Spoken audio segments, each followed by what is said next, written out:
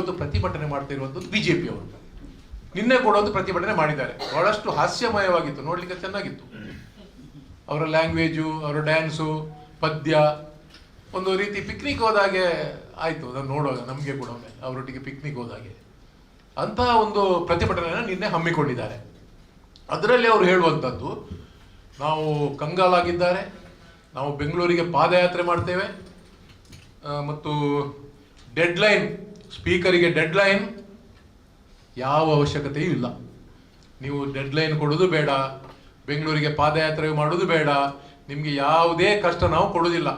ಜನರ ಕಷ್ಟವನ್ನು ಪರಿಹಾರ ಮಾಡಲಿಕ್ಕೆ ನಾವು ಕಾನೂನನ್ನು ಸರಳೀಕರಣಗೊಳಿಸಿ ರಾಯಲ್ಟಿಯನ್ನು ಕಡಿಮೆ ಮಾಡಿ ಶೀಘ್ರ ಗವರ್ಮೆಂಟ್ ಆರ್ಡರ್ ಆಗ್ತದೆ. ಆದ್ದರಿಂದ ನಿಮಗೆ ಯಾವುದೇ ಕಷ್ಟ ಕೊಡೋದಿಲ್ಲ, ನಿಮ್ಮ ರಾಜಕೀಯ ಡೊಂಬರಾಟವನ್ನು ನಿಲ್ಲಿಸಿ.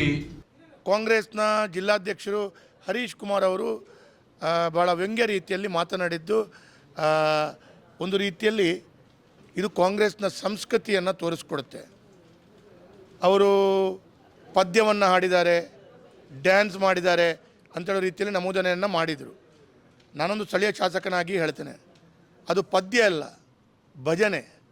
ಪದ್ಯ ಯಾವುದು, ಭಜನೆ ಯಾವುದು ಗೊತ್ತಿಲ್ಲದಂಥ ಕಾಂಗ್ರೆಸ್ನ ನಾಯಕರು ಇವರಿಗೆ ಭಜನೆ ಆಡಿದ್ದು ಯಾಕೆ ಅಂತ ಹೇಳಿದರೆ, ಈ ಕಾಂಗ್ರೆಸ್ನ ಆಡಳಿತದ ಸಿದ್ದರಾಮಯ್ಯನಿಂದ ಹಿಡಿದು ಎಲ್ಲರಿಗೆ ಒಳ್ಳೆ ಬುದ್ಧಿ ಕೊಡಲಿ, ಕೆಂಪು ಕಲ್ಲು ಕೊಡಲಿ, ನಮ್ಮ ಧಾರ್ಮಿಕ ಕಾರ್ಯಕ್ರಮಕ್ಕೆ ಸ್ಪೀಕರಿಂದ ಆಗುವಂಥ ಮತ್ತು ಸೌಂಡ್ ಮತ್ತು ಡೆಸಿಬಲ್ ಅಂತೇಳಿ ಏನೆಲ್ಲ ಅನ್ಯಾಯ ಮಾಡ್ತಾರೆ ಇದು ಸರಿಪಡಿಸಲಿ ಅಂತೇಳುವ ಕಾರಣ ಅವರಿಗೆ ಬುದ್ಧಿಯನ್ನು ಕೊಡಲಿ, ಅವರು ಮಾನಸಿಕತೆಯಾಗಿ ಅವರು ಸರಿಯಾಗಿ ಬರಲಿ.